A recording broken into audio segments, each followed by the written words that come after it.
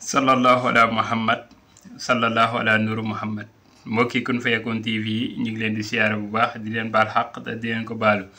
yéen ñi nga xam ne yéen seetaan canal bi ñu ngi leen di invité ngeen bës cloche bi nga xam ne vidéo bu ñu def rek ngeen mën koo am seen mbokk Cheikh Ibra sallallahu ala muhammad borom sarax yi nga xam ne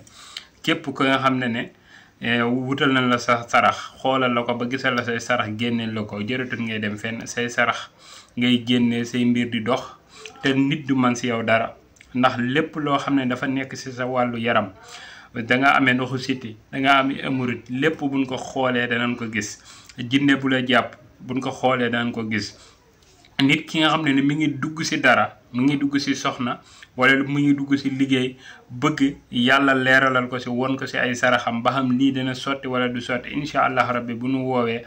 ban xoolal ko ci listixaar bu wóor bi lépp loo xam ne nekk na ci wàllu yaramam ba ci feebar boo xam ne awraam bi dafa sax feebar danañ ko génnee ci wàllu listixaar kon nag ñu ngi leen di wax daal képp ku ñuy soxla rek boo leen wootee ci numéro téléphone yooyu wala ngeen ñëw ci cabinet bi incha allahu rabbi heure boo leen wootee rek da ngeen jot ndaw ñi da ngeen ma jot incha allahu rabbi kon nag tey secret li ilaafi xuraysin nga xam ne yàgg nañ ko fee wax boo xoolee li ilaafi xuraysin ni mu lay mayee xaalis li ilaafi xuraysin ni mu lay ubbee lan moo tax fukki kalima la ak juróom muy fukki baat ak juróom baat bu nekk boo ko jàngee téeméeri yoon boo xëyee balaa ngoon ñu jox la xaalis kooku moom bilaa xilaaf la def gis la ñépp ñu ko def ci TikTok bi ñu ngi koy seede maa ngi leen di wax li ilaafi xuraysin bii nga xam ne loo tëju nga def ko yàlla leen na suturaal say mbir ubbeeku kon fexe leen ba liggéey li ilaafi xuraysin muy góor muy jigéen muy ndaw li ilaafi xuraysin bi nan nga koy liggéeyee bu fekkee mën ngaa bind taalibe nga mën ngaa bind na nga bind li ilaafi xuraysin da ngay def li ilaafi xuraysin baatu xuraysin bi ngay bamtu junni yoon 1000 fois boo paree nga àggale saar bi nga wut dem ci ñi nga xam ne ñoom ñooy tëgg ñu jaay la sungufu xaalis 1000 francs wala 2000 nga def ko ci saafara bi léegi boo ko defee ci saafara bi nga wut xorom polle def ko ci baxal ko nag ba mu bax maanaam nga tàngal saafara bi bàyyi ko ba mu nugg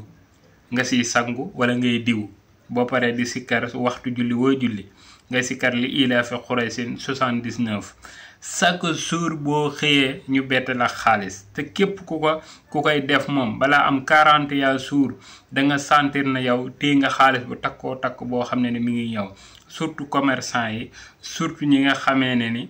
ñi ngi lijjanti wàllu xaalis bëgg yàlla suturaal leen nan fexee def li ilaafi xuraysin boobu ñun moom ñëpp xam na ne ci loolu muy sangatu xaalis ak loo tële bu la joxee suñ sangatu xaalis yàlla dañ la suturaal boo amutoon liggéey da nga am liggéey boo nekkoon ci bërëb daan la génnee ci poste boobu tegaat la poste bu gën a kawe lépp nag dañuy xool sa yaram ba nga xam ne li mu laaj ak raxas ko ba mu set jox la sangat yoo xam ne moom moo lay ubbi lépp nag ñu ngi koy liggéeyee alxuraan ndax ñun moom suñu mbir moom salaatu ala nabi la alxuraan moo tax suñu mbir def gis la bu ne allahuma rek yàlla nangul na ko kon nag ñu ngi leen di invité waat bu baax ci canal bi di leen wax seen baa ngi noonu yéen ñi nga xam ne ni yéen ci abonné te yéen ñi nga xam ne tamit yéen seetaan ñu ngi leen invité ngeen abonné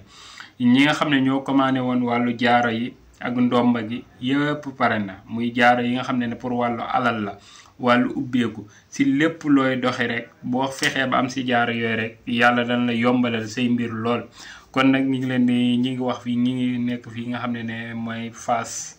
ak Kër Massar beneen bi cabinet bi mi ngi Parcelles képp ko woote ci yooyu nga xam ne yaa ngi bëgg produit yi nga xam ne pour ndoxu siti la wala góor gu néew doole wala ndomba gi nga xamee ne pour wàllu fay coow la coow lu mu bari boo lekkoon milliard boo takkee ndomba googu waaye tur yooyu lañ ciy dugal ak li nga def